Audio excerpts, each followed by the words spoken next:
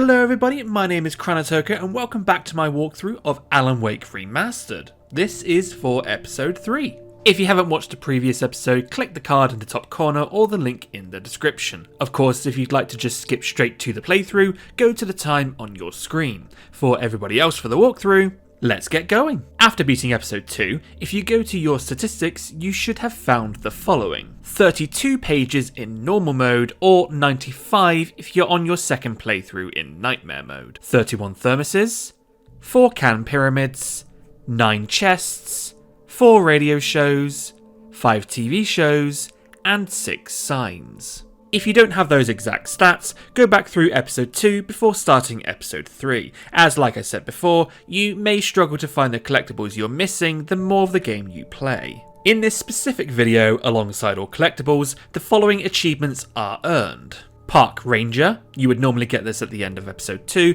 but it unlocks at the start of episode 3. Sound and Fury, Carny, Heavy Metal, They're Here, Iron Horse, Thunder and Lightning, and Meet the Deadline. Meet the Deadline will have a hidden timer behind it. I will tell you when this timer starts, so don't worry about rushing through until I mention it. Again, if you see a red banner around the video like this, it means what I am showing you is specifically in Nightmare difficulty only. Okay, let's get into episode 3, where we'll be earning the Park Ranger achievement immediately. Previously on Alan Wake, Alice has been kidnapped. Alan, please help me. Alice? You'll do exactly what I say if you ever want to see your wife again. I can't tell anyone except my agent Barry. Damn it, Barry, they'll kill her! You're my best friend, and I'm worried that you're not right in the head. The ransom is a manuscript I supposedly wrote that's coming true before my eyes. It happened just the way it was on that page. So dark. I have found only a few scattered pages. I want the entire manuscript. The deadline is in 2 days. I found Mr. Wake's pages. Good girl. How the hell did she get her hands on the manuscript anyway? I don't know. She's resourceful. I told you you were too hard on her. Listen, I found out all sorts of interesting stuff while I was digging around. Yeah. Mr. Wake, it's Sheriff Breaker. We have an FBI agent here, Agent Nightingale. FBI? He's anxious to see you. You'd better come to the station. Okay, I'll be right over, Sheriff. Let's make this quick, huh? Help you folks? Name's Randolph. I'm the manager. We're looking for Rose. Works as a waitress down at the diner. Rose, sure. Nice girl. Who wants to know? I'm Alan Wake. The writer, huh? I heard on the radio you were visiting. Well, I'll show you her trailer. That Rose, she's a nice girl. Always pays her rent on time. As I was saying, Al, I found all sorts of weird stuff from the local newspaper's archives. This place is crazy.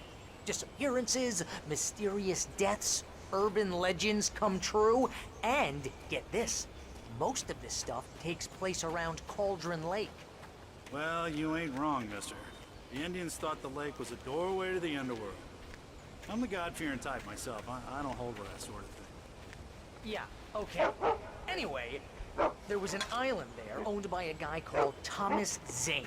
Now, some of the articles I found about him make him out to be a famous writer, but I ran a bunch of searches, couldn't find a single thing he wrote. Zane was heavily into diving, so much so that the place came to be called Diver's Isle. But the volcano under the lake erupted in 1970, and Zane went down with the island.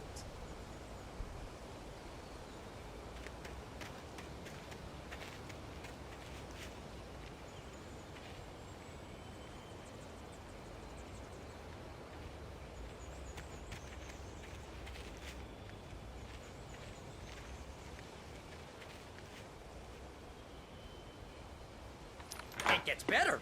A local girl, Barbara Jagger, drowned in Cauldron Lake just a week earlier. They were lovers. Sure, Jagger's a local spook story. The Scratching Hag. Comes for you in the dark. Childish stuff like that. Anyway, Al, I'm just getting to the best part. All of the articles about this stuff were written by Cynthia Weaver. I asked around, and she's that crazy bag lady you met. What, the lamp lady? She can be a little loopy, but she's not homeless or anything. Yeah, anyway, She knew both Jagger and Zane before they both died, and she had some kind of a breakdown. Something kind of funny here, if you stand in the bushes, you can actually see Rose already standing at the door. Whether or not we're supposed to see her here to signify her one and only mission being waiting for Alan, who knows?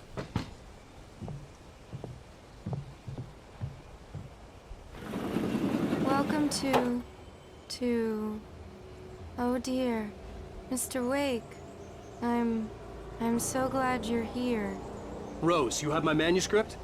Oh. Oh yes. Yes. Please, come in. Hey, this is really good! Rose, Yes, my manuscript. I really need it. I understand. I know what you need. A muse to inspire you. Oh, for Barry? She doesn't have anything. Yeah, hey, Al, what's... Oh... Barry!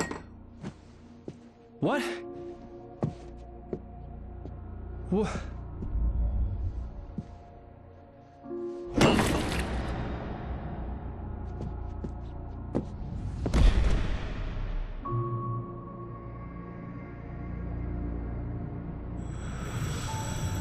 It's coming for you, hiding in my barber's skin. I'm too weak to stop it. You must turn the lights on. I promised I'd come visit you and your lovely wife. You must finish what you started. I insist. You must turn the lights on. Turn the light on. Back to work, boy.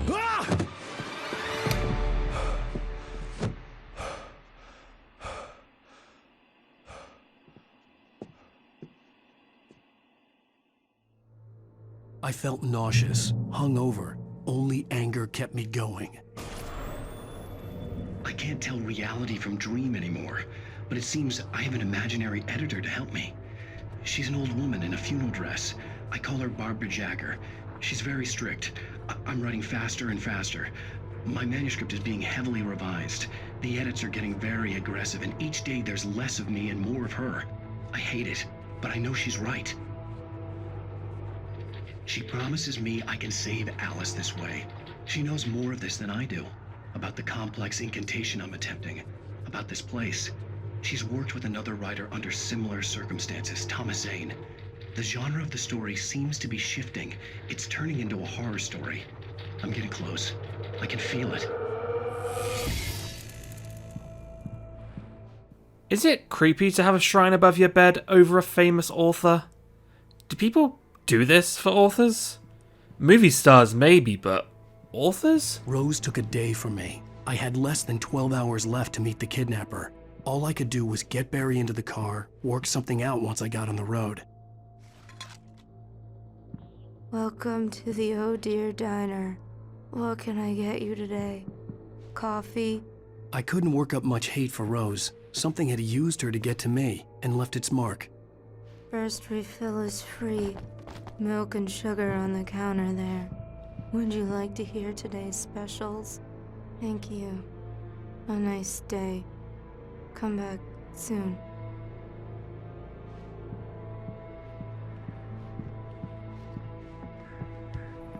My gun and flashlight were gone. I'd have to find a way to get Barry into the car as quickly as possible. There was no time to waste. Mr. Randolph liked Rose. That little smile she had. How she was still sweet when life had tried so hard to make her bitter. It wasn't any of his business what she did in her trailer. But those strangers, the writer and his smart-ass sidekick, looked like trouble. And they'd been in there for hours, way past her normal bedtime. He reached for the phone and called the sheriff's station.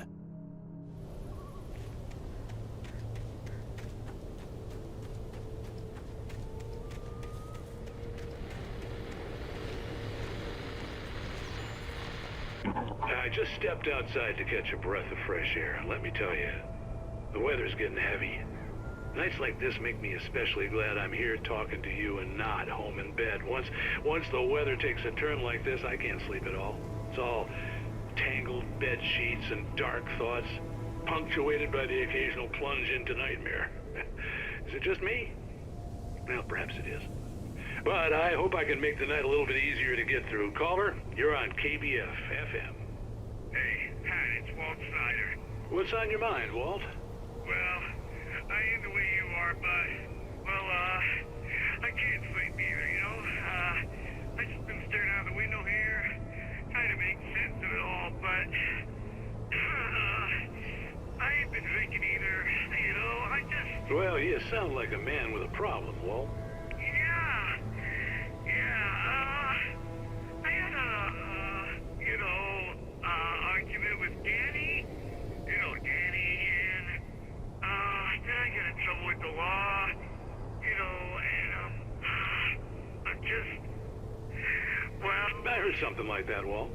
Yeah, well, he's, Danny's my best friend, and, they let me on bail today, and now I'm just alone here at the window, waiting. Man, and there's something in the air tonight, man. I was just outside looking up at the sky above our broadcast tower thinking the same thing. What are you waiting for, Walt? I don't know.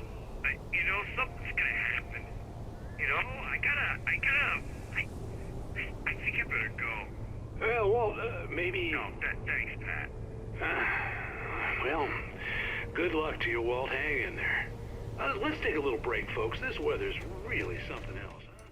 Walt Snyder is the drunk man who was in jail in episode 2.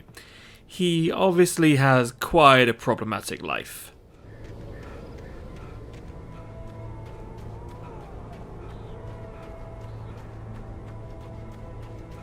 Oh, you're gonna get it now. God knows what you've done to that poor girl. This is Agent Nightingale, FBI! Get him up, Hemingway! You're under arrest! You move a muscle, I'll unload right in your goddamn face! Stay right where you are, Spillane!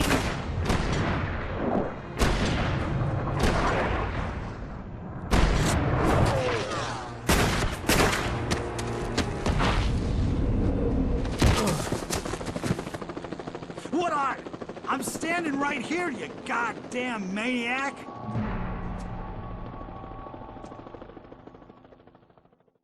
I hated to leave Barry behind, but there was no way I'd miss my appointment with the kidnapper. Give it up, Mr. Wayne. Come on. Take it easy on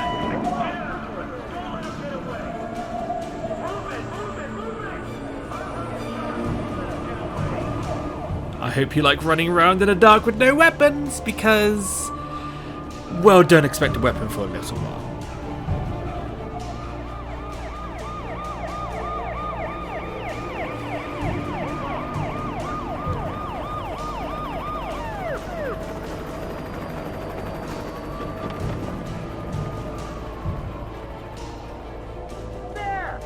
Free! Okay, men. Keep your eyes peeled. He's gonna try to make it through here. Oh, damn.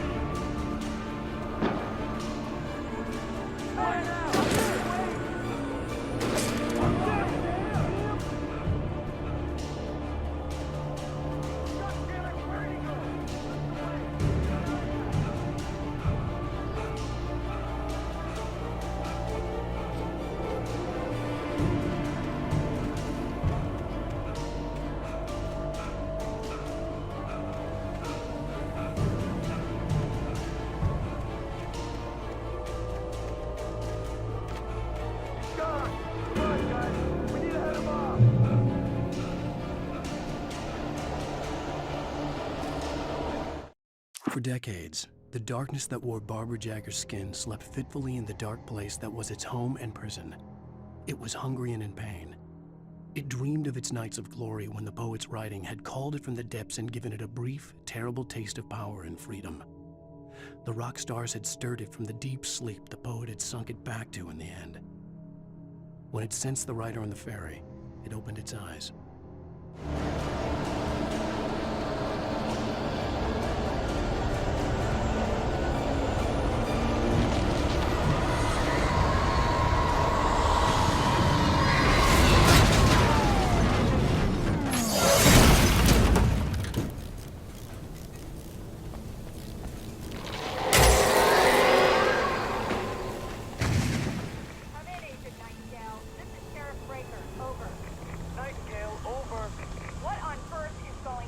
My deputies tell me you fired at Wake and he didn't have a gun. You almost hit a civilian instead. Over. Sheriff, Wake's running. I'm giving chase. I don't have time for this. Well, make the time. You can't just go shooting at people in my town. Over. I'm a federal agent pursuing a fugitive. You want to discuss my methods, Sheriff? Make an appointment. Over. Stay right where you are, Agent Nightingale. I'm on my way.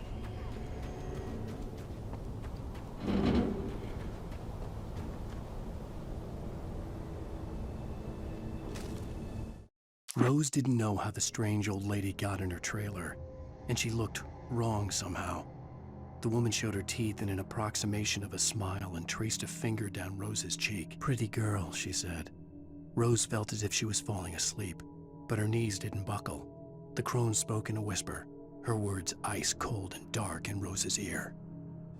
So if you didn't already know, there is actually a live-action prequel miniseries for Alan Wake titled Bright Falls. It actually features Rose in a couple of episodes, so if you're interested in watching it, I've put a link in the description.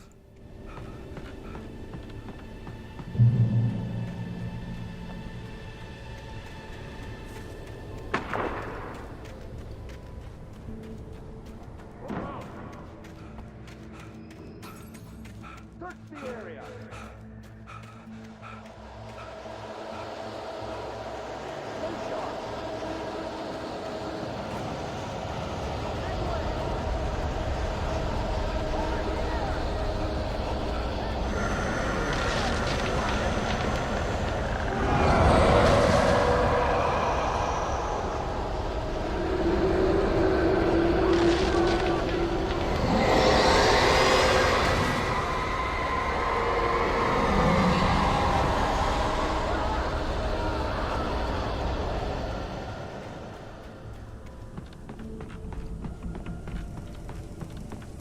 This horror was everywhere I went, circling me.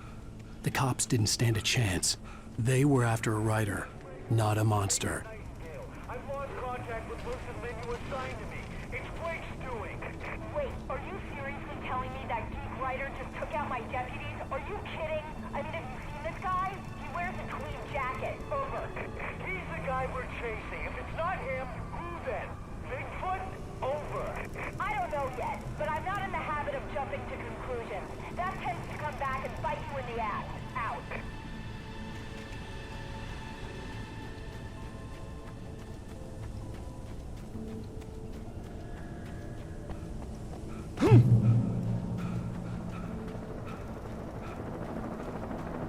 With this helicopter up ahead, get in its line of sight, and then when it notices you, just hide behind a rock and wait.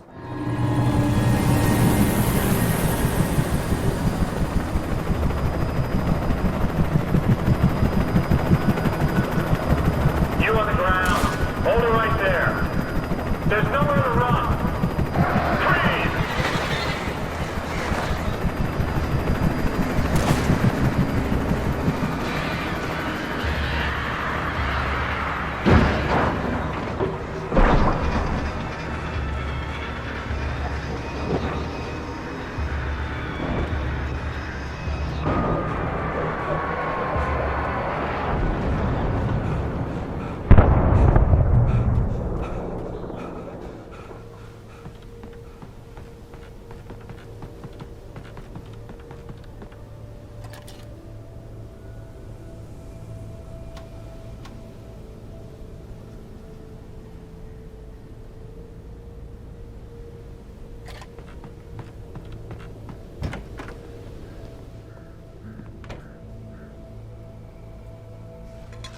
This radio isn't part of the achievements to find all the radios. This is James. Mulligan, Thornton, come in. Over. Thornton here. James, we got both Wheeler and Rose in custody. They didn't put up a fight or anything. Why, they were... Hey, what you... Come on! Sit down and give me that. James, Mulligan here. Over. Go ahead, Mulligan. Over. We got Wheeler and Rose here. Wheeler's drunk or hopped up on something. Speaking of which, that Fed had a pretty distinctive whiff of Otis Scotch about him, you know what I mean. Over. I don't have anything on that, Deputy Mulligan. Over. Well, whatever. Anyway, Rose is just being plain weird here. You better get Doc in to take a look at both. Over. Gotcha. You better get them here quickly. The Fed's gonna want to interview Wheeler. Over. Oh, yeah, I'll bet he does. Looks like they have a lot in common. Oh, look at that.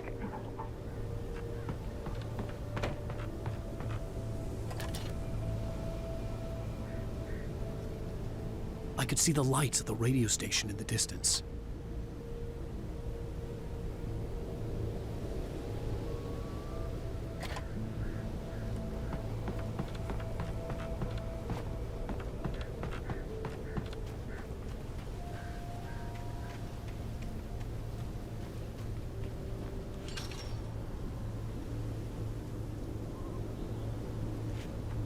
I imagined that the broadcast tower in the distance was part of the local radio station.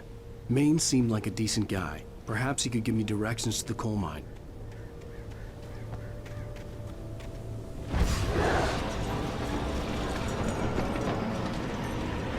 Unnatural shadows clung to the gate. The darkness that was after me was trying to stop me. I wouldn't get through without a light. There was no power to the searchlight.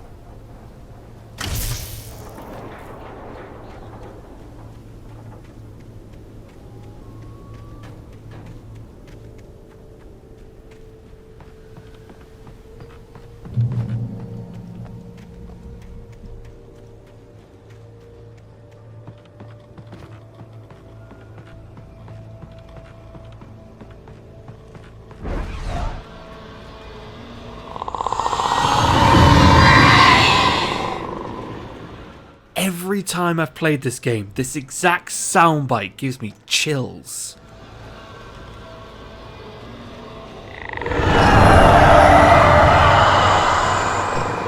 That one too. Oh, bloody terrifying.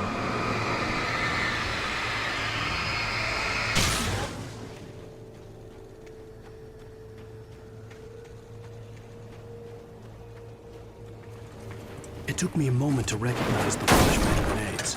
They were an ideal weapon for my situation. Team 1, come in. Over. Team 1, this is Sheriff Breaker. Report. Over. Team 2, come in. I need a report. Over. Come on, guys. Talk to me. Come in, please. Now enemies are just about to appear, so remember to flash your light on them for a brief second every now and then to push them back a little. When they begin to group up, use a flashbang.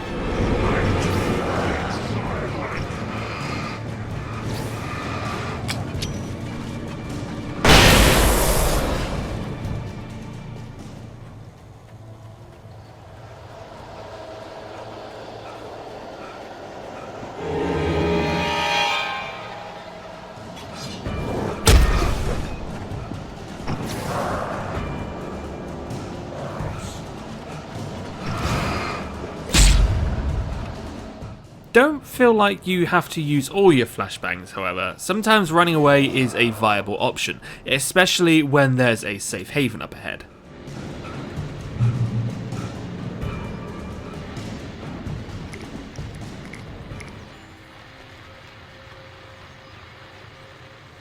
And here's another call. You're on KBFFM with Pat Maine. It's Milt Peabody, Pat. What's on your mind, Milt? Well, I live near the trailer park, Pat, and there's a big ruckus going on over there. Well, that's just up the road from me, too. What's going on, do you know? I don't know, but there's a bunch of police cars there, lots of sirens, a helicopter buzzing around, and I think I heard some gunshots. Gunshots? Yes, sir, like from a pistol. So can you find out what's going on? Because it's just next door and they're popping off guns there. They're still shooting? No, it was maybe 10-15 minutes ago. It sounds serious, Pat. I'm telling you, it don't sound like no party. Well, I'm certainly going to give the station a call, Milt. Okay. You'll hear it here as soon as I hear from them. Okay, thanks.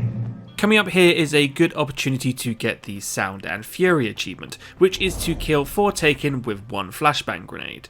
Don't worry if you don't get it here, there are plenty of opportunities to get it in this episode.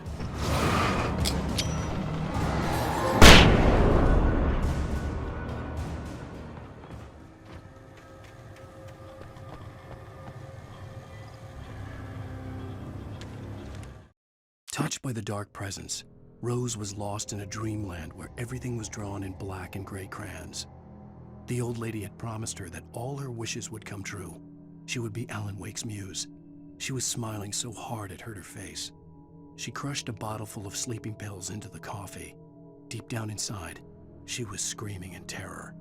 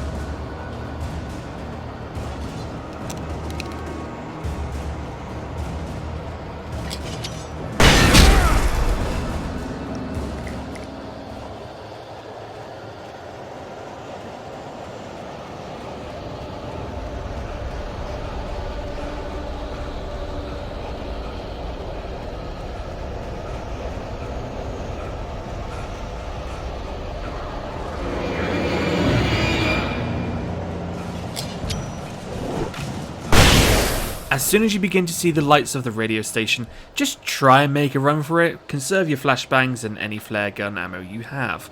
There is a safe haven up ahead, so just try to run for that.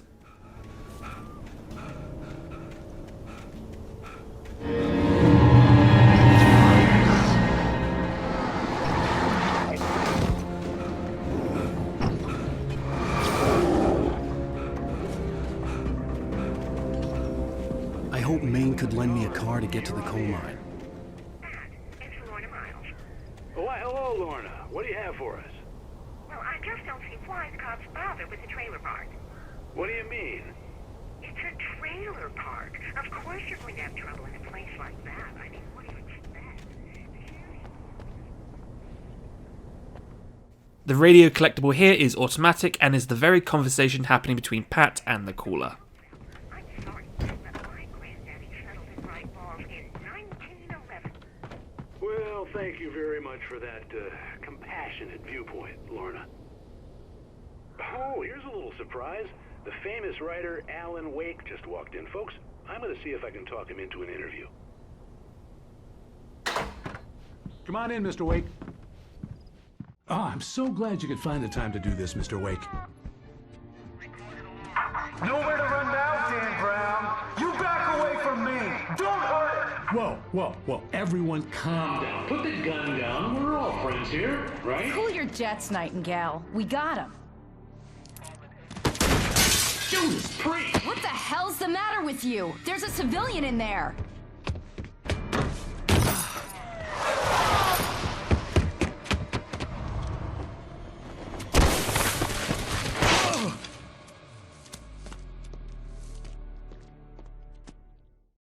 I'll get you yet, even if it kills me. You hear me?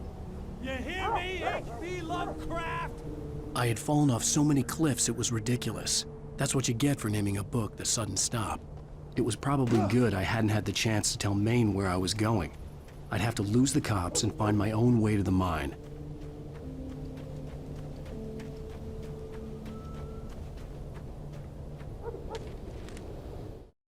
Nightingale stared through the broken studio window into the dark woods. He turned around, started to walk out, but Maine grabbed his arm. "Young man, you almost shot me. You don't shoot off rounds at people like that. What's the matter with you?" Nightingale shook his arm free, marched out. His cheeks burned with rage and humiliation.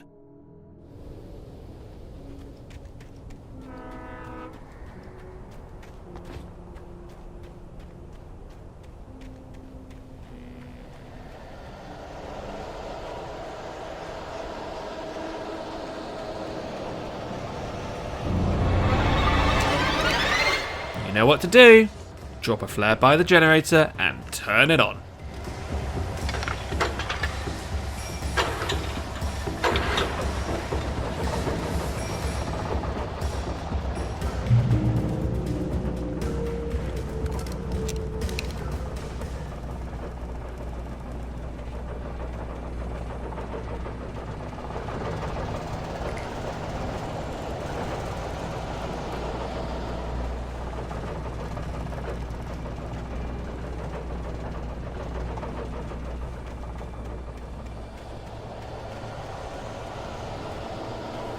Okay, so these next two collectibles are like that thermos by the cabin in episode 1, up a rather long hill. You should be fine when climbing up it, as after killing the Taken at the bottom, nothing should attack you while climbing.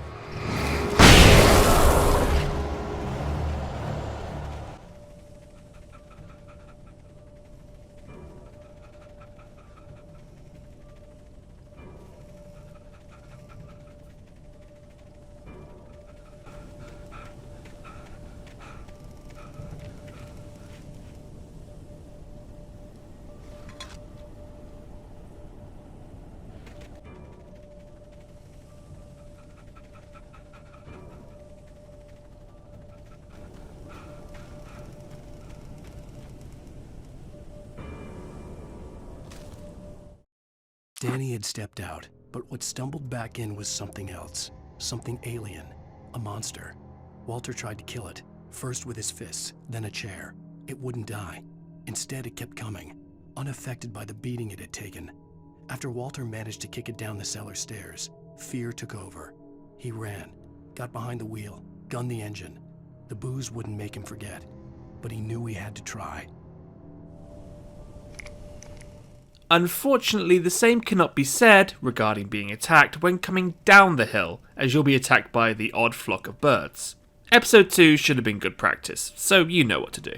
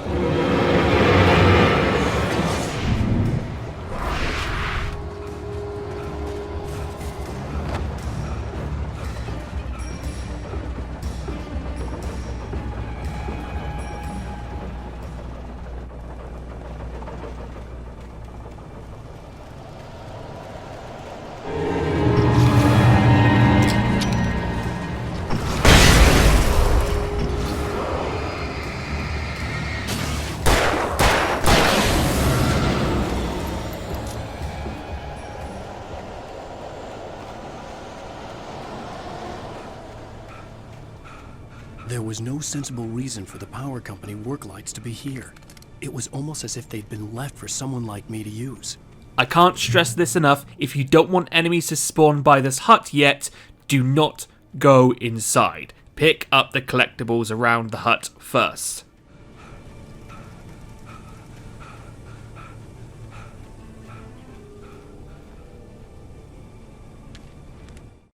The bulldozer's engine roared to life. Mud and rocks flew as it fought for traction. It crashed through the concrete wall and landed heavily in the yard. If it were an animal, it would have shaken its head after the impact, fixed its eyes on me, and charged. Of course, it had no head, nor eyes. Shadows crawled on its form, twisting it into a monster. Then, it came for me.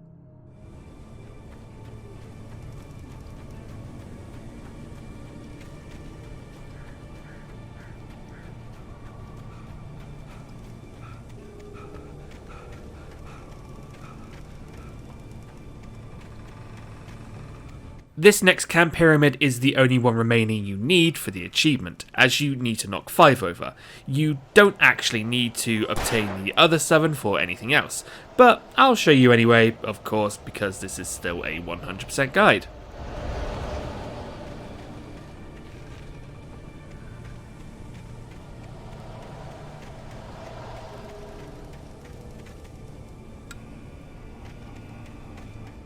As mentioned, Taken will spawn as soon as you walk into the hut to grab the weapons, so feel free to turn the work lights on if you think they'll help. This is also a great opportunity to get the Sound and Fury achievement if you don't have it, or to increase the kill counter on your weapons.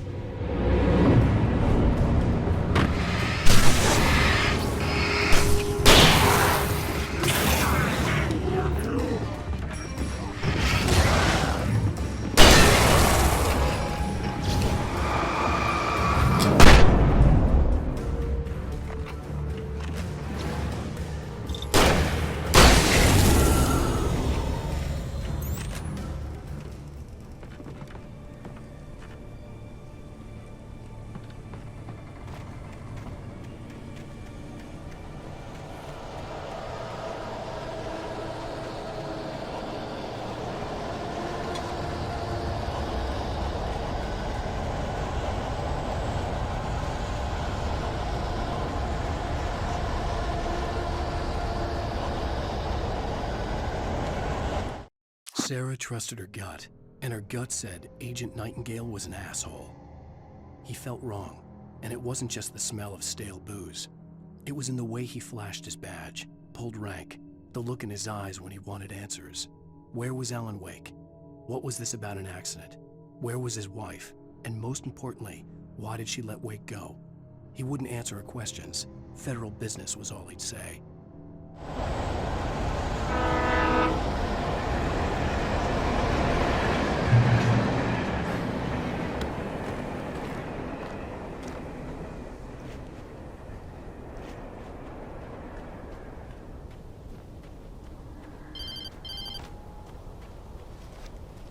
Hello? The most stubborn man I've ever met. Alice? Alice? Alan. I'm so afraid. He keeps me in the dark. Please help me. I look at you, Alan, and it's not you. Something else. Looking out from behind your eyes. Alice, I'm here. I'm so alone here. It's all gonna go to hell. You need to be careful. Cooperate. The connection had been terrible, but that wasn't the only thing that hadn't been right with the call. She sounded wrong somehow, but she had called me.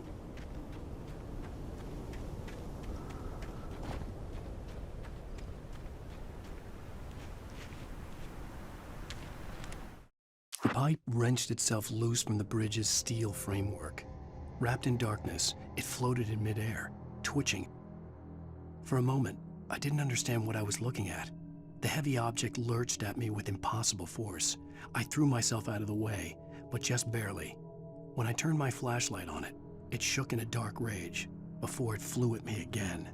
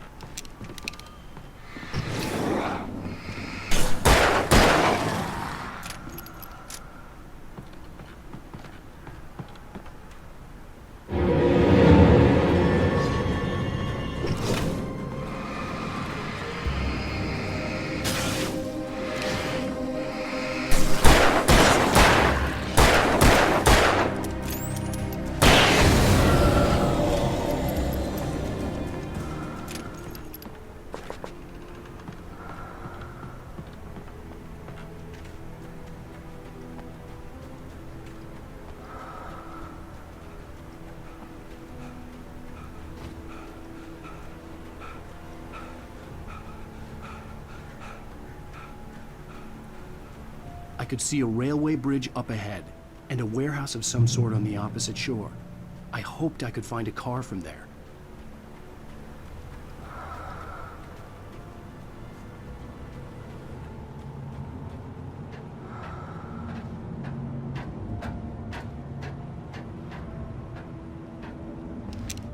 Be sure to have your flare gun and your hand flares or flashbangs ready for what's about to come next.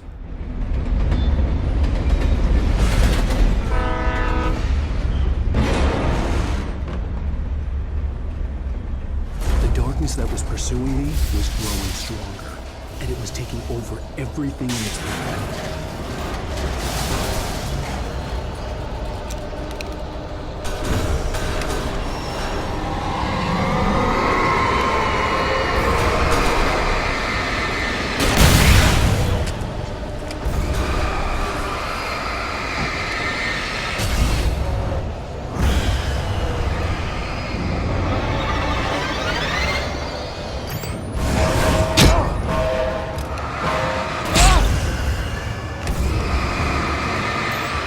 Even from a walkthrough perspective, yes, I will agree that poltergeist objects are a pain.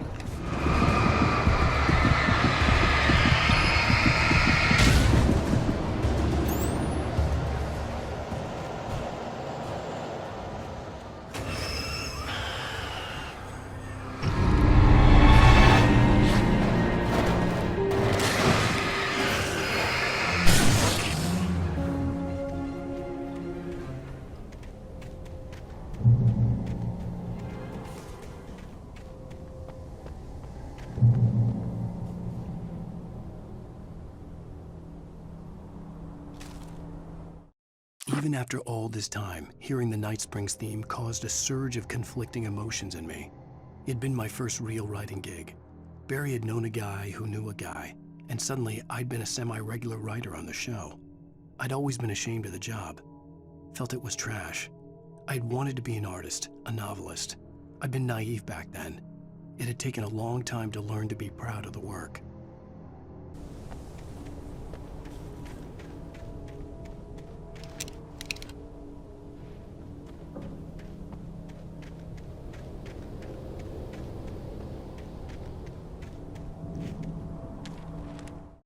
I slammed the door shut right in his smug face.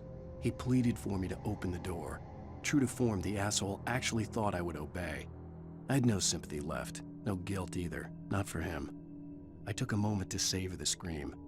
I bet I had a smile on my face. It was all that I had time for. The dark presence was inside the lodge with me.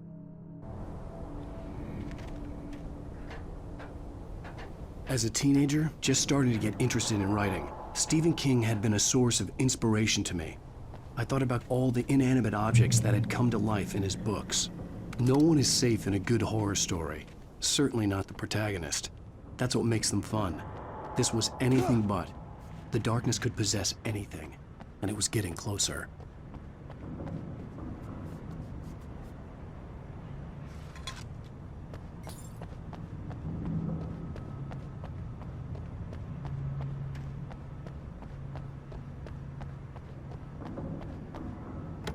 Here is an opportunity to get some indirect kills. You see these red canisters?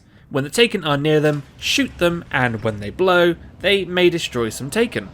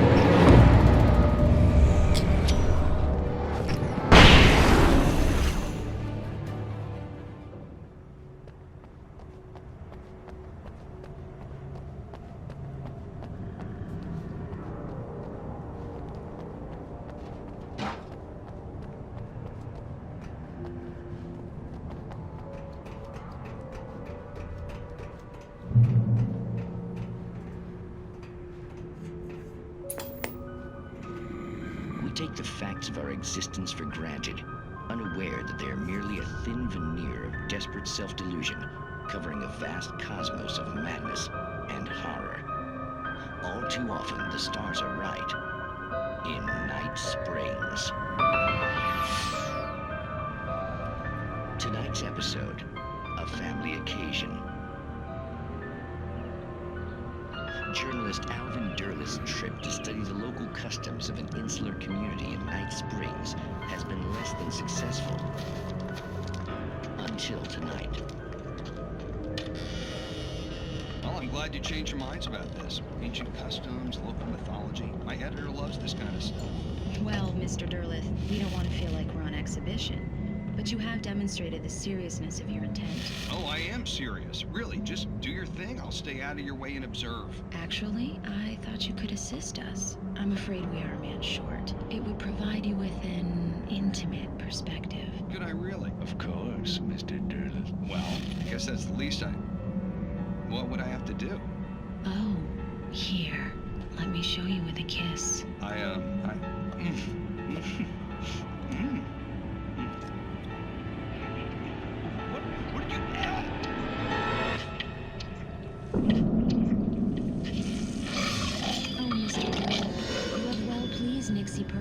The dweller in flesh. Your body shall host his 1,000 young, and all shall be glory.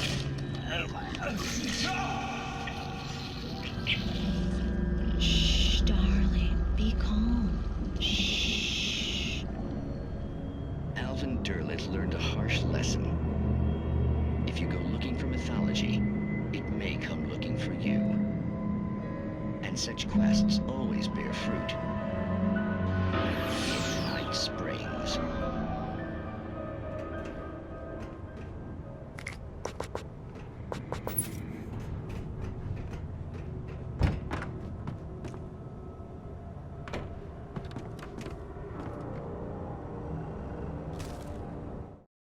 The darkness surged towards me, sucking everything loose from the ground into its depths, tugging at my clothes. I saw the flare the kidnapper had dropped and threw myself towards it just as I felt my feet leave the ground. The darkness embraced me with the force of a tornado. Somehow I managed to light the flare. The darkness roared and cast me away. I fell toward the dark waters of the lake far below.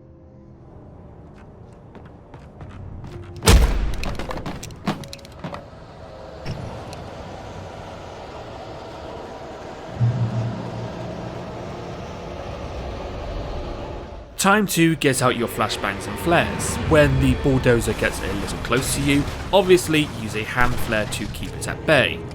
Don't be afraid to use your batteries for your flashlight, you'll find plenty of batteries in the ammo boxes around. Though the best way to take out the bulldozer, however, is to use your flares and flashbangs. Do also be wary of the taken around you. Once you defeat the bulldozer, you'll get the heavy metal achievement. If you really want to, you can just run over to the gate, wait for it to open, and fight the bulldozer from the other side of it.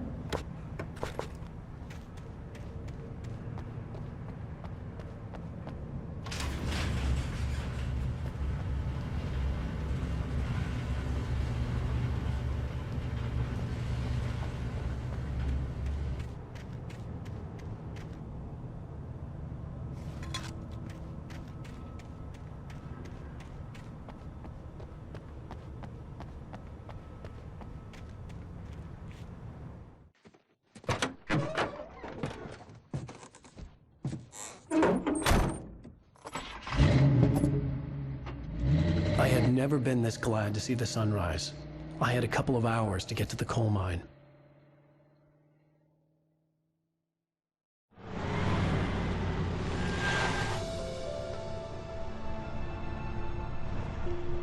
The coal mine wasn't far now.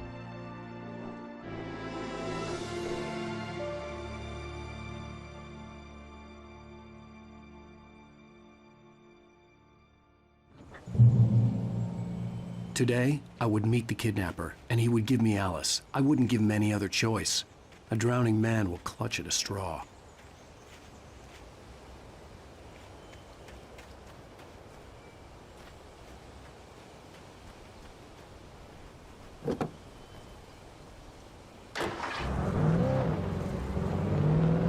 Little by little, without realizing it, I'd come to believe that the story in the manuscript was coming true.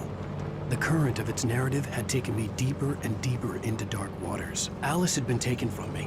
Barry was probably in jail. I was a fugitive from the FBI. The whole world taken over by the dark presence was trying to destroy me. It all felt real, but it matched a textbook case of insanity.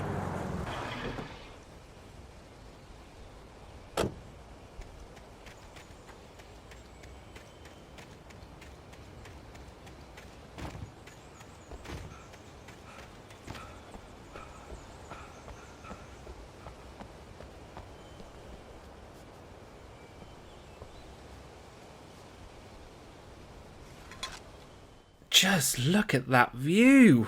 This is why I'd love to go camping in Northwest America. It's just beautiful.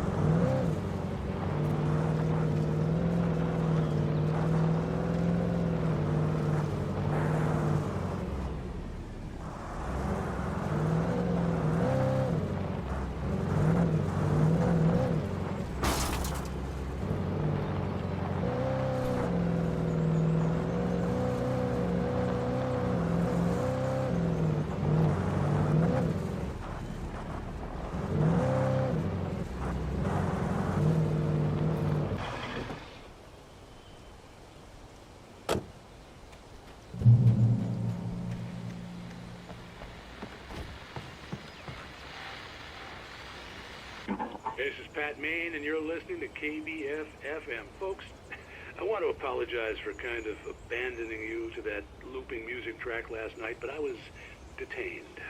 You see, I encountered a big-shot G-man with an itchy trigger finger who could use a lesson in manners and a boot in the ass, not necessarily in that order either. Now, folks, I know I'm not being very informative here, and I apologize for that. I really should just keep quiet, but I'm just so peeved right now, because some people just shouldn't be carrying badges. And I'm just glad that our Sheriff Breaker was there to straighten things out. And if someone I met last night is listening, let me just say, I'm sorry if my mouth got you in trouble. I'm pretty sure you're not the bad guy here. Godspeed, son. I hope you know what you're doing. Now, on a lighter note, I'll be talking to Dr. Nelson all morning. But first, a little music.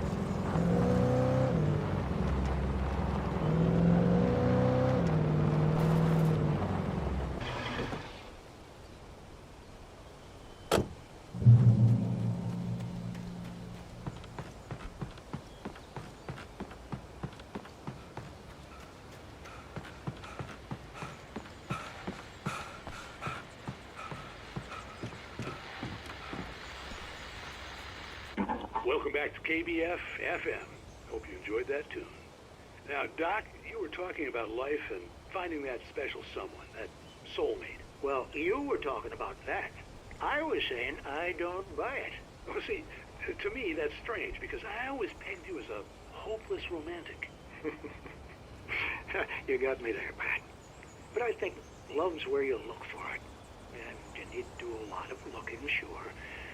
But the idea that there's that one special person out there for you, and if you miss that chance, it's gone forever and you're forever incomplete. I mean, isn't that depressing? Or, heck, childish even? There's plenty of fish in the sea. And apparently a fisherman has a fishing analogy for everything, but what you're saying, isn't that a little harsh? Well, no. What I am saying is that your potential for finding that connection isn't limited to what's essentially a chance encounter. How is that harsh? Yeah, well, I guess that's a nice thought, but let me say something personal here. Okay. Now, well, I don't disagree with you exactly, but I can't really fit that together with what I feel, what I felt for someone, because she was the one. She was. And I let her drift away from me. Maybe I didn't put in the work, I don't know, but, well, since then, and it was a long time ago, but since then, there hasn't been anyone, not like her. And I'm not saying I dwell on her or haven't moved on. I like my life. I'm not living in the past, but I do miss the way she completed me. You can't argue with the heart, Pat. I'm sorry, folks. I had kind of a scary experience last night, and let's just say it's shaken a few things loose.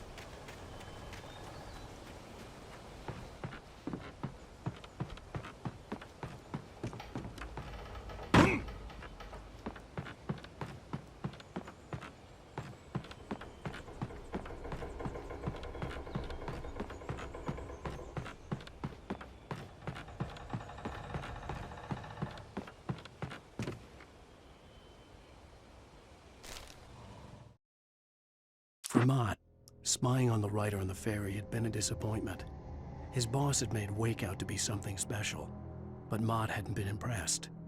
He'd gotten a good long look at the wife, though, and he liked what he saw. Mott had fantasized about goading Wake into a fight, but it hadn't happened. Still, he'd get his chance to see if the writer had anything in him. He'd been promised as much.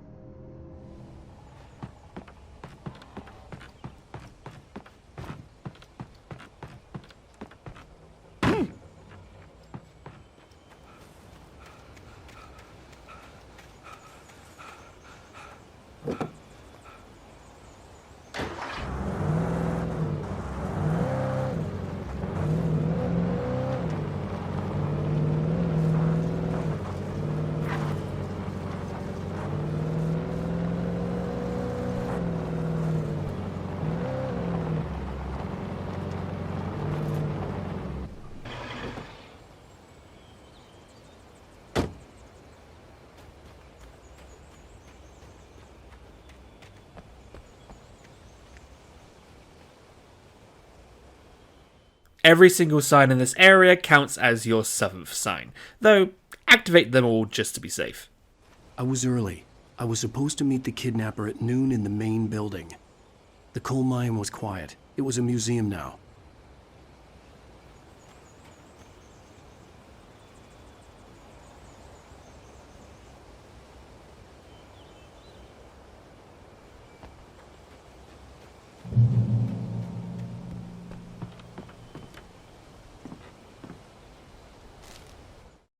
With Nightingale gone and the night wind blowing in through the broken studio window, Maine stared at Sarah.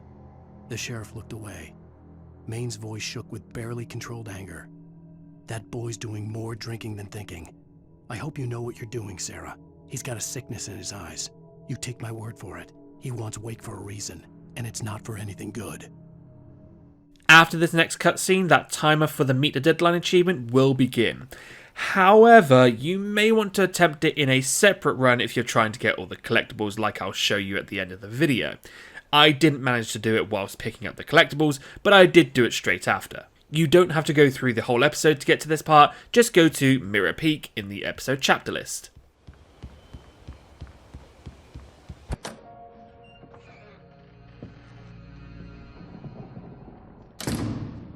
I didn't want to go outside. Cops had to be looking for me. The noon sun turned the place into a sauna. The day dragged on. Different scenarios ran through my mind. Ways of how I'd torture the kidnapper to get Alice back. Or the different horrible things he could have done to her. I imagined her dead. I had no way of knowing she was still alive. It was killing me. I was running on blind hope. It was all a waste of time. The bastard never showed up.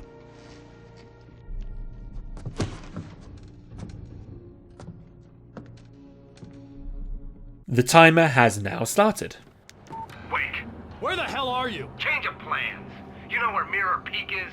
It's a big mountain north of where you are. You follow the path from the mine, you can't miss it. There's a lookout point there. I'll be waiting.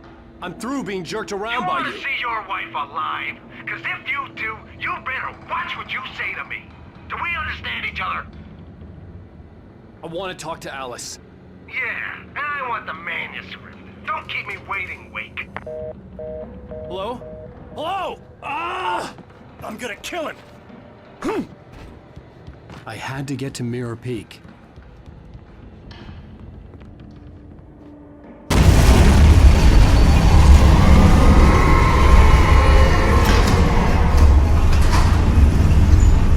It was close. Maybe closer than ever before.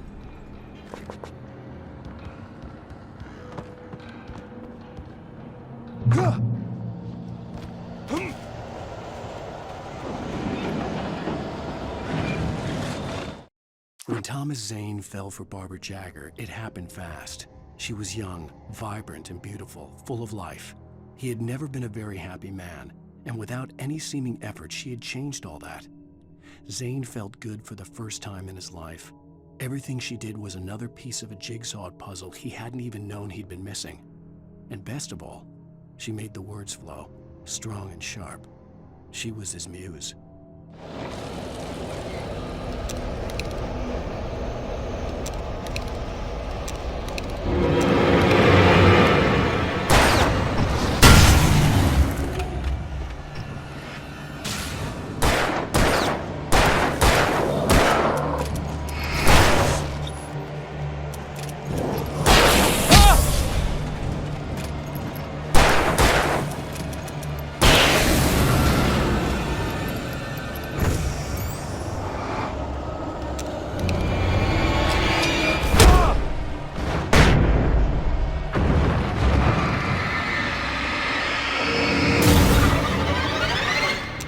Hey guys, this is just your episodic check-in to wish you all well.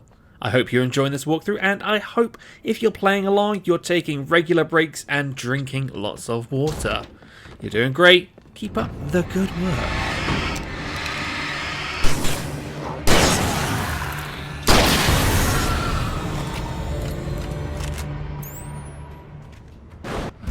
For this train car here, you're going to want to open the hatch and drop either a hand flare or a flashbang inside.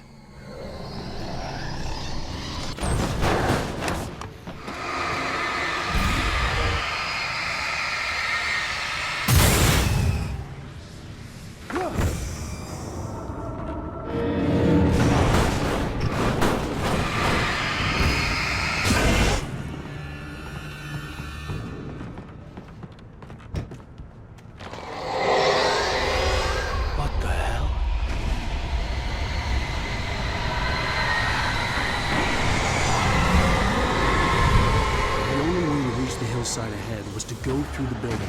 I had to find a way to avoid electrocution.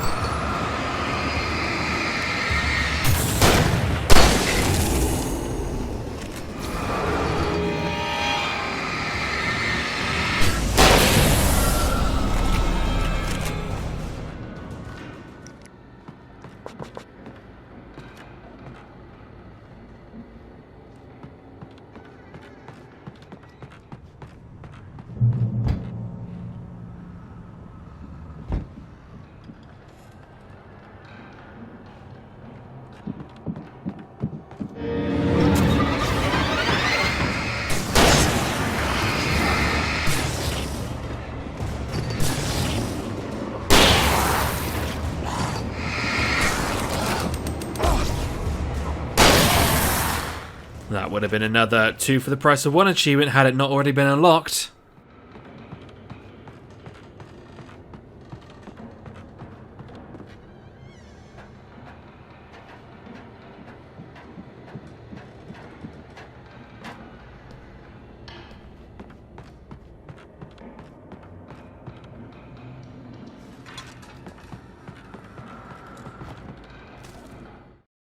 Some of the Taken retained echoes of their former selves, but these were just the nerve twitches of a dead thing. Nothing remained but a shell covered and filled with darkness. In most cases, these puppets were enough for the purposes of the Dark Presence. But for anything more elaborate, as with the writer, it was different. It needed his mind. And so rather than taking him over completely, it merely touched him.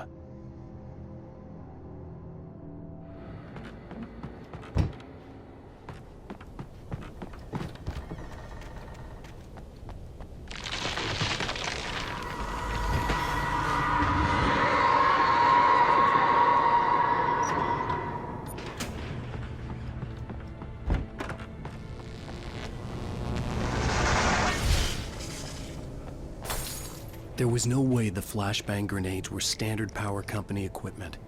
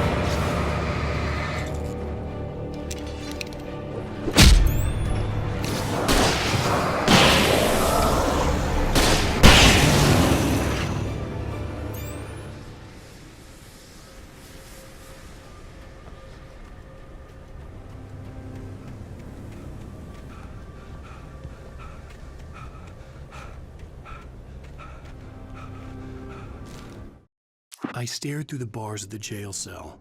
Barry stood behind me, swaying on his feet, looking as ill as I felt. Agent Nightingale stood on the other side of the bars with Sheriff Breaker. Nightingale had a stack of manuscript pages in his hand. He seemed unhinged as he gloated. "Well, I've got you now, Raymond Chandler. It's all here. All the evidence, including conspiracy to murder a federal agent."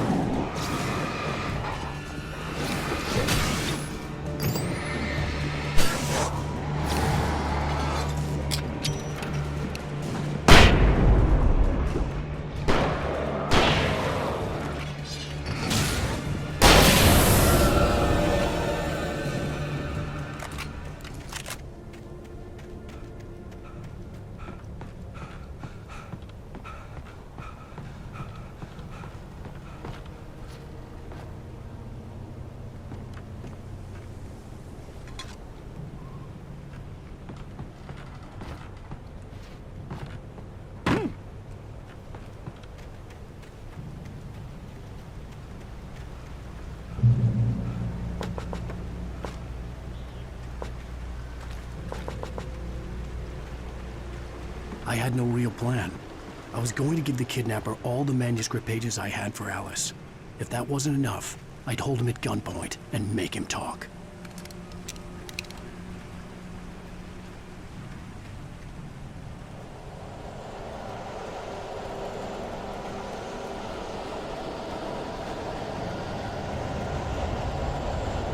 Alright, so you see this house here.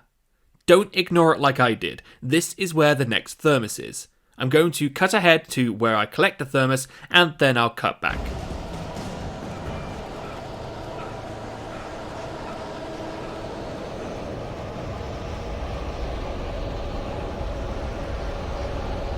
Don't forget to pick up all the goodies here too. Anyway, back to your regularly scheduled walkthrough.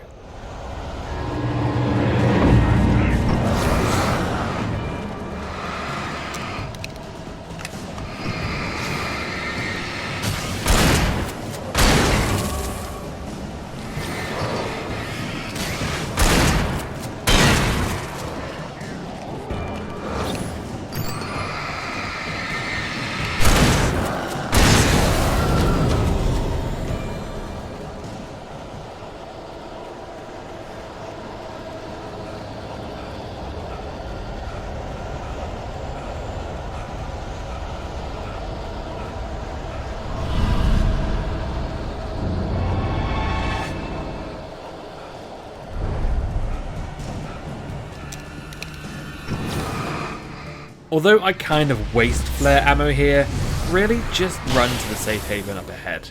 They'll all disappear after.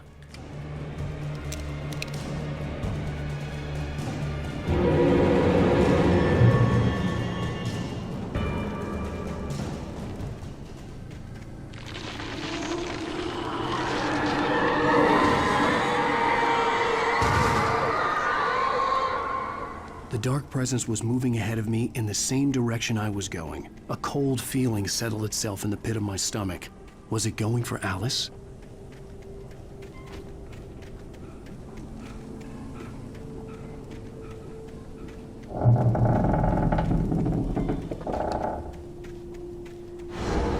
The graveyard shift may cause cancer. So yes, these fast dudes are now regular enemies. Joy. Try to trudge on, and when they get too close, use a flare or flashbang. If you want, you can run ahead for a little hut you'll see me come to, as there is a safe haven you can switch on.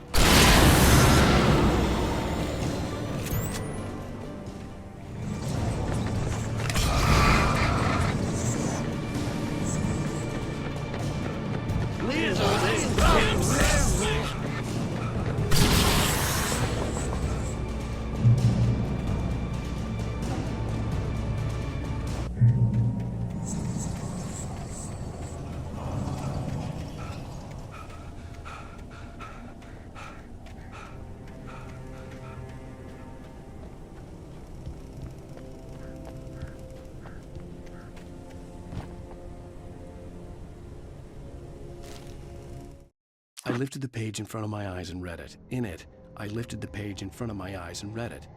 In it, I lifted the page in front of my eyes and read it. In it, I lifted the page in front of my eyes and read it.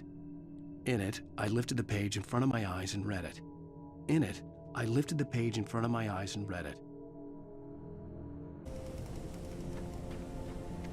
The place was dead, a ghost town. Had been for decades, maybe a century.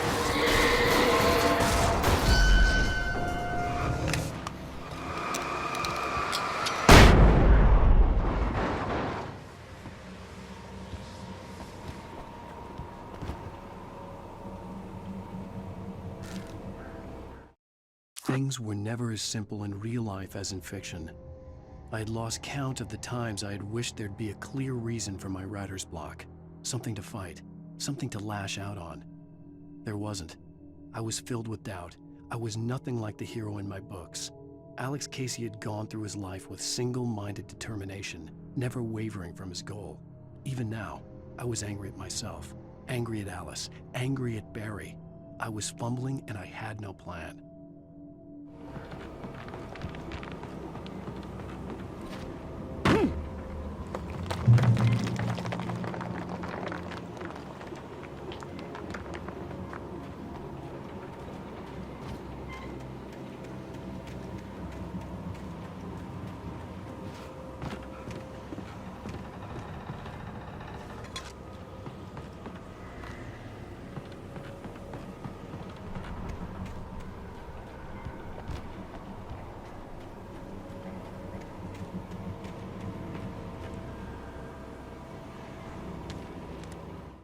Doc sat down heavily. He examined Barry and Rose. Barry was already recovering. Rose was another story. She was conscious, but she was barely present, almost delirious, disturbed, touched in the head, they used to say. It wasn't the first time Doc had seen someone in such a state, but it had been over 30 years. Doc poured himself a stiff drink. He hadn't forgotten a thing.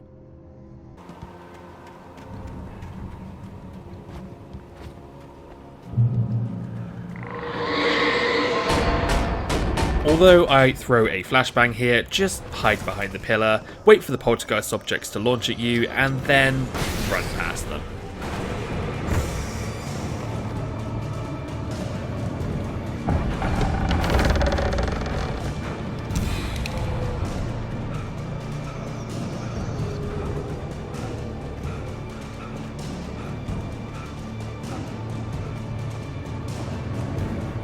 This train, what you're going to want to do is run for the little hut behind it and fight it there. It can't hurt you in there.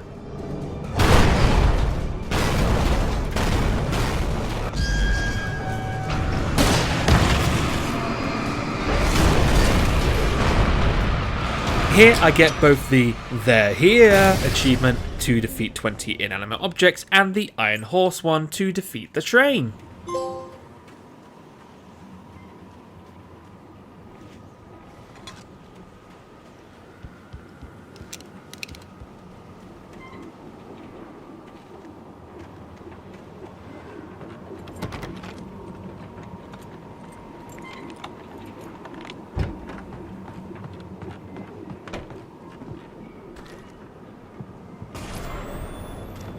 Anything outside of writing is a struggle. I feel ill. I managed to make my way downstairs. There's a shoebox filled with books and papers by Thomas Zane. It's very hard to focus, but I managed to read some of it. He's a poet, and a good one.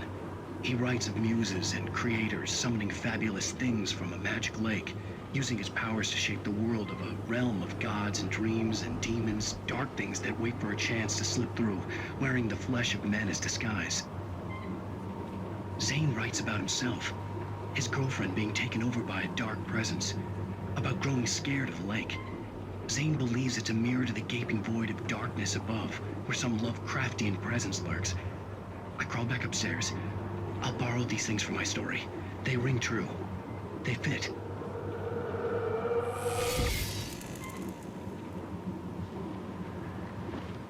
If you find yourself out of shotgun ammo, absolutely take this hunting rifle here.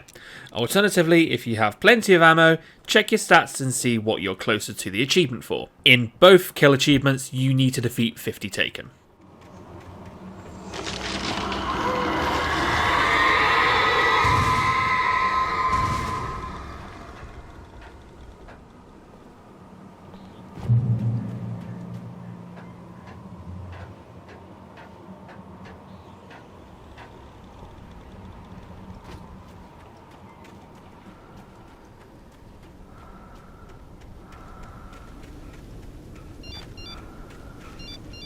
The kidnapper had sent me a text. The message was full of spelling errors and insults. It was telling me to hurry up.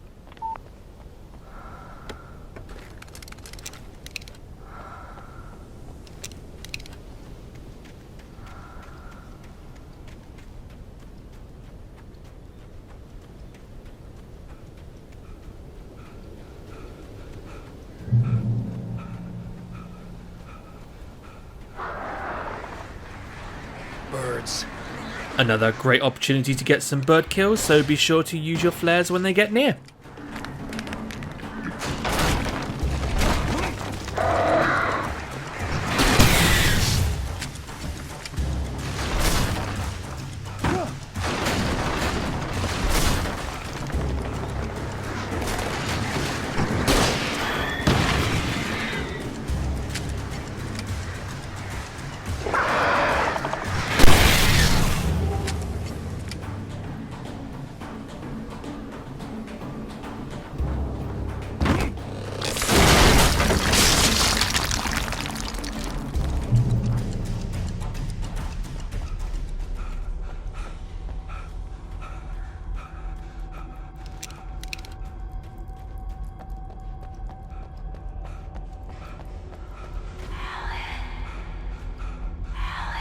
You'll want to take a left down this side path for this next page.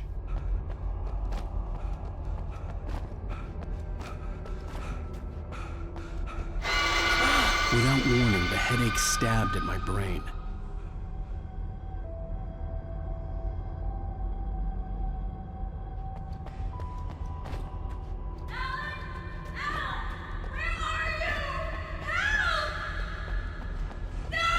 Alice?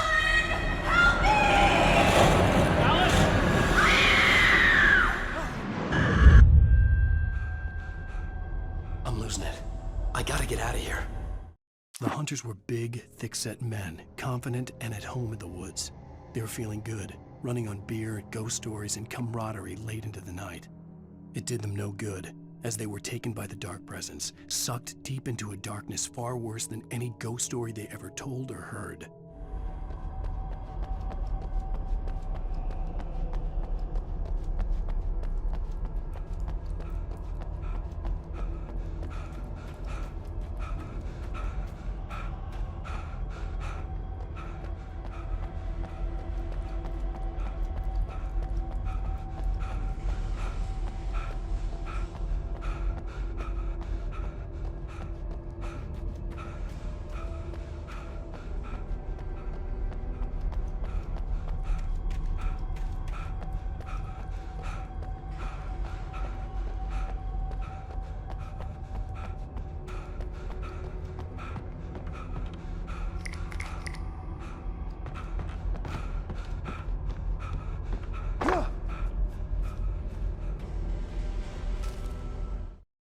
Even behind the closed doors and curtains of his grimy room at the Majestic, the local motel, Nightingale could feel the locals' eyes on him, the unrelenting pressure of their judgment.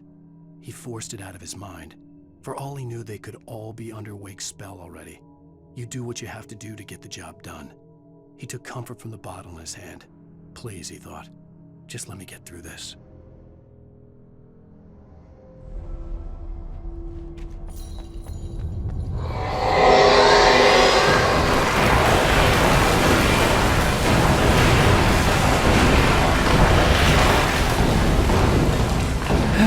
Don't do what I do and stand right by the door. I'm such an idiot.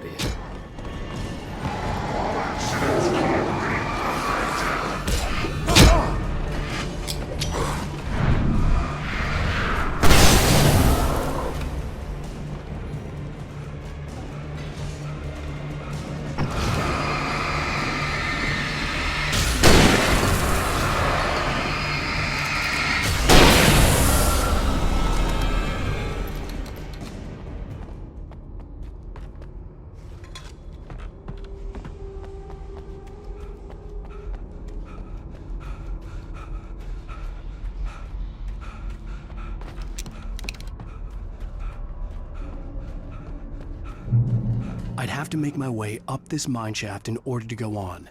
Maybe the machinery could help me with that.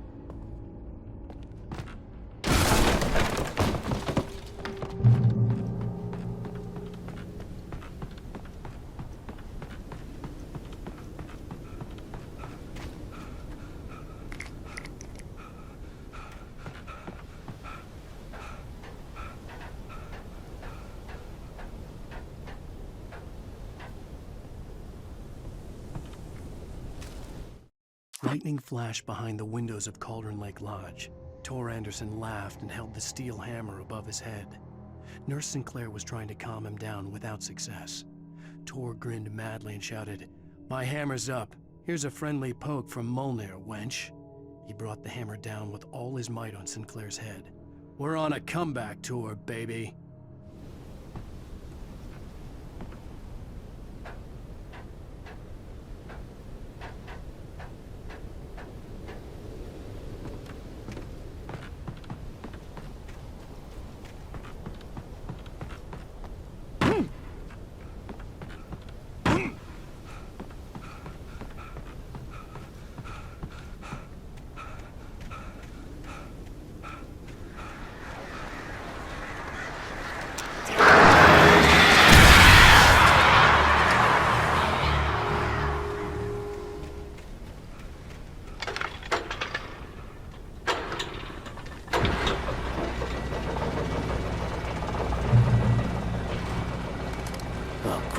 Another cable car.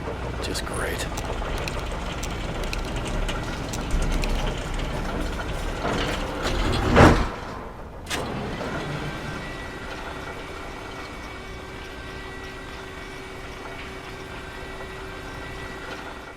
You know what to do. Birds, flares.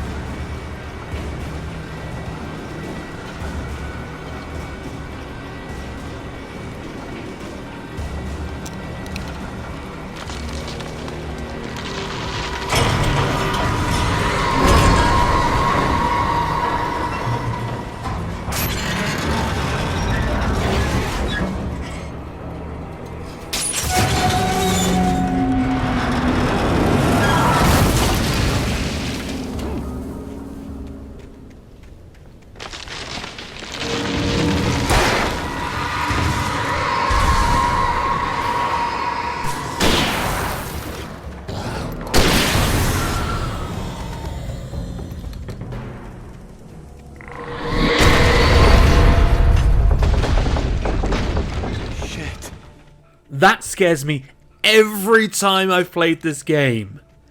Every time. I always forget about it.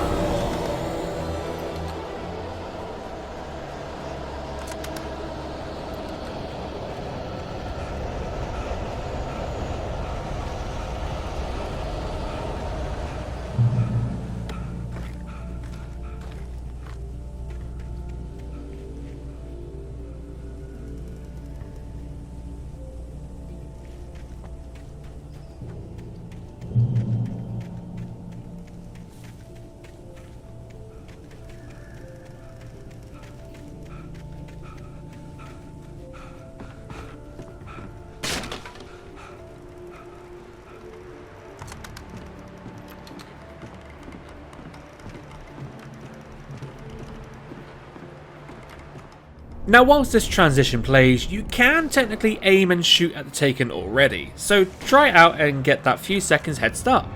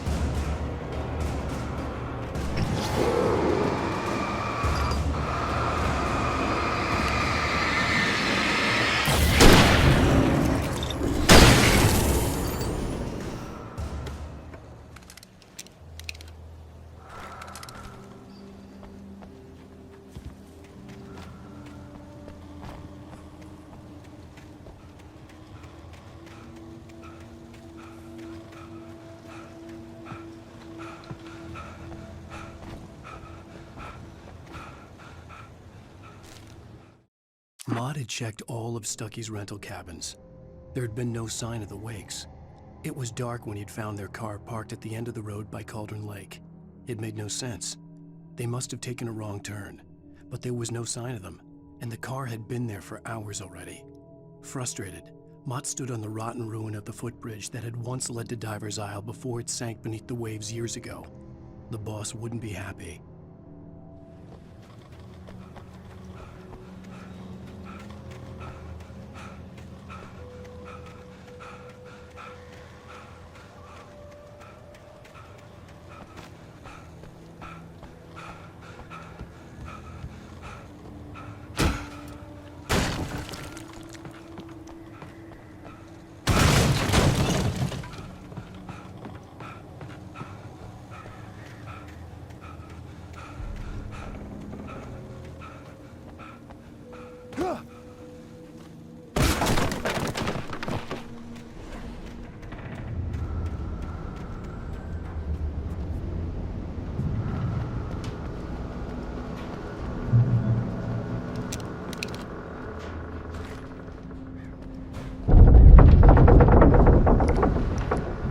You can probably guess what's going to happen here, so just have your flares ready. This is the last spot to fight enemies in, so either use your flare gun ammo to splatter them all, or use your other weapons for some kills.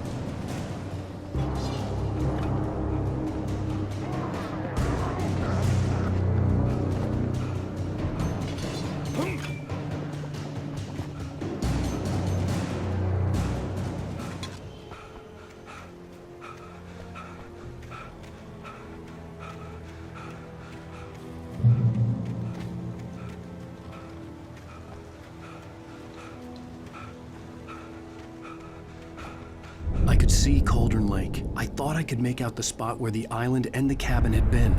There was a light near it. It had to be a boat. So if you were trying to get the Meet the Deadline achievement, this is where it would pop. Allow me to cut away for a moment and show you my run sped up to try and get this achievement.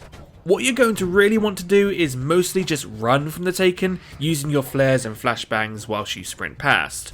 Do all that and you should have plenty of time left over for the achievement. Obviously ignore any pages and signs because you would have collected them already.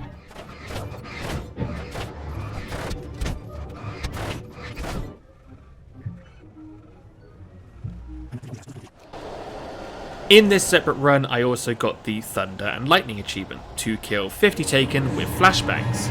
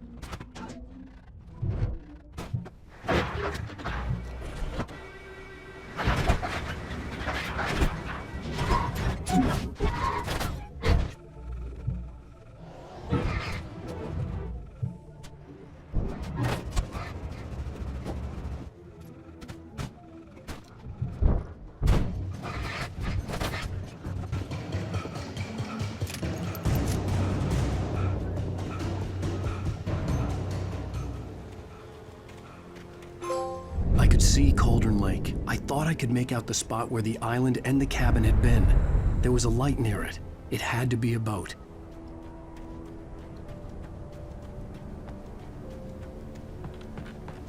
I was close now. I had to get there. I tried to hold on to Alice, but her form melted away. I was losing control. Dr. Hartman stood in her place. I wanted to hit him, but my arms were jelly. He smiled. It was a reassuring smile, and I hated him for it. I had to give you a sedative. Don't fight it. You went through another rough period. Right now, it's very important that you stay calm. We don't want you to have another episode. You're a patient at my clinic. Have been for a while now. Fast. I dreaded what I would find. And that's the last collectible for this episode. Hey, I'm here! I'm coming! No! Get away! Sorry. Please, leave. The boss didn't know who he was messing with. I didn't know. I swear I didn't know. We don't have a wife.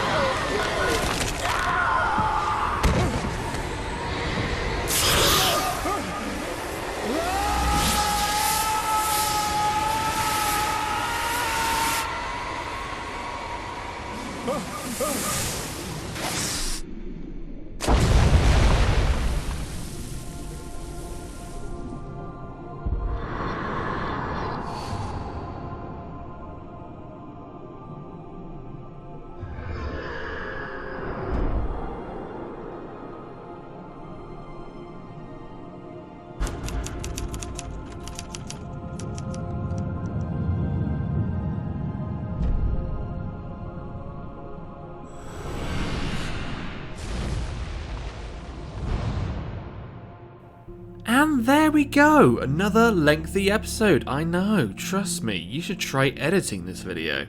Speaking of, if you've appreciated all the hard work gone into this video and just the walkthrough in general, please give this video a thumbs up and share around if you know somebody who needs a helping hand with the game. That's all for now, thank you very much for watching, and bye bye.